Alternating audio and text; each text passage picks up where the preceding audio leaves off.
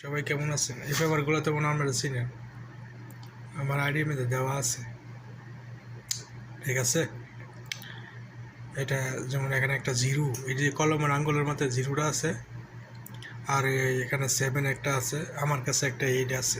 মানে আমি কই এই তিনটা গুড়ি না ধরা ভালো যারা গেম নিজে বানান।